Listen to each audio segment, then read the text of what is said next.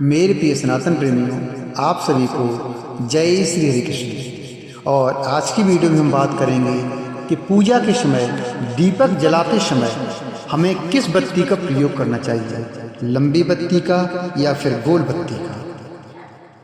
तो इसी के बारे में आज हम इस वीडियो में बात करेंगे। कृपया वीडियो को अंत तक देखें ताकि आपको भी दीपक की जो बत्ती होती है उसके बारे में पता चल सके। तो पूजा पाठ में दीपक जलाने से देवी देवता प्रसन्न होते हैं और घर में सकारात्मक ऊर्जा का संचार होता है। हिंदू धर्म में दीपक प्रज्वलित करने को बहुत ही शुभ और महत्वपूर्ण माना जाता है।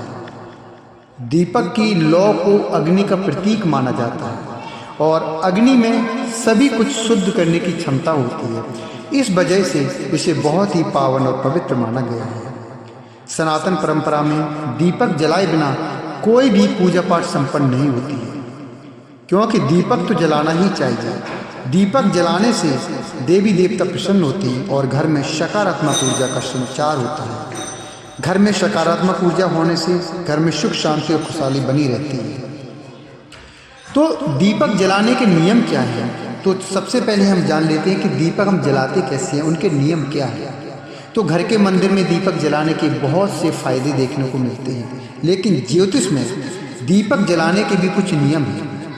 अगर उन नियमों का हम पालन करते हैं तो हमारे ऊपर देवी देवता सारे प्रसन्न होते हैं, जिनका यदि हम पालन नहीं करते हैं तो हमें कई समस्याओं का सामना भी करना पड़ सकता है। देवी देवता के सामने दीपक जलाते समय घी, सरसों या अन्य तेल के साथ रुई से बत्ती बनाकर जलाई जाती है। आमतौर पर दो तरह की बत्ती होती है। आपको पता होगा कि एक लंबी बत्ती होती है और एक फूल बत्ती होती है।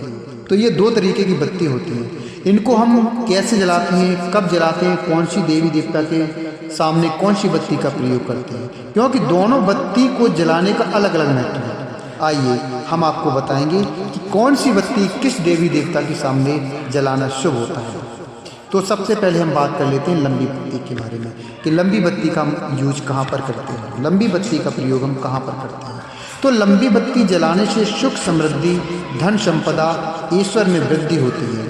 इस बात का ध्यान रखें कि लंबी बत्ती का दीपक केवल माँ लक्ष्मी, दुर्गा जी, सरस्वती सहित अन्य देवी के पूजन में जलाई जाती है। साथ ही कुल देवता के पूजन और आंवला के पेड़ के नीचे भी लंबी बत्ती का ही दीपक जलाना चाहिए।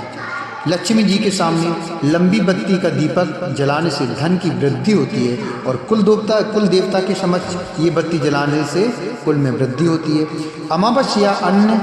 अमावस्या या अन्य किसी दिन पितरों के लिए दीपक जला रहे हैं तो इस बात का ध्यान रखें कि लंबी बत्ती का ही इस्तेमाल करें। तो आइए अब हम जान लेते हैं गोल बत्ती के बारे में कि गोल बत्ती का प्रयोग हम कहाँ करें, किस देवता के सामने करें। तो गोल बत्ती को फूल बत्ती भी कहा जाता है। शास्त्रों के अनुसार गोल बत्ती का दीपक ब्रह्मा जी, इंद्रदेव, शिव जी, विष्णु जी सहित अन्य देवता के मंदिर में जलाना शुभ माना जाता है। इसके साथ ही तुलसी के पौधे के सामने भी गोल बत्ती वाला दीपक ही जलाना चाहिए। गोल बत्ती जलाने से अर्थात गोल बत्ती का दीपक जलाने से घर में स्थिरता आती है, जिससे माँ लक्ष्मी का घर में हमेशा वास रहता है। इसके अलावा पीपल या फिर बड़ वृक्ष के पूजा करते समय भी गोल बत्ती का ही प्रयोग करना चाहिए। अब हम जान लेते हैं अगर हम इन नियमों का पालन नहीं करते तो क्या नुकसान होते हैं। तो ध्यान रखें कि गोल बत्ती का इस्तेमाल करने से पितर कभी प्रसन्न नहीं होते और घर में दरिद्रता वास करने लगती है। इससे घर में रहने वाले सदस्यों की तरक्की पर भी बुरा असर पड़ता है। इसके साथ ही घर में कोई न कोई बीमार पड़ता रहता है।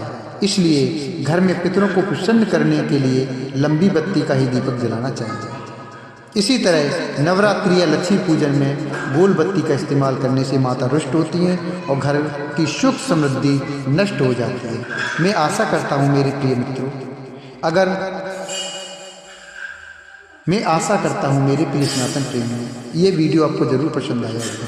और अगर वीडियो पसंद आया है तो कृपया वीडियो को लाइक करें, चैनल को सब्सक्राइब करें और कुछ बोलना हो तो कमेंट बॉक्स में लिखें, क्योंकि हम इस तरीके की ही पूजा पाठ से रिलेटेड और भी अन्य तरीके की वीडियो हम इस चैनल पर अपलोड करते रहते हैं। कृपया सपोर्ट बनाए रखें। जय श्री नारायण, जय श्री कृष्ण।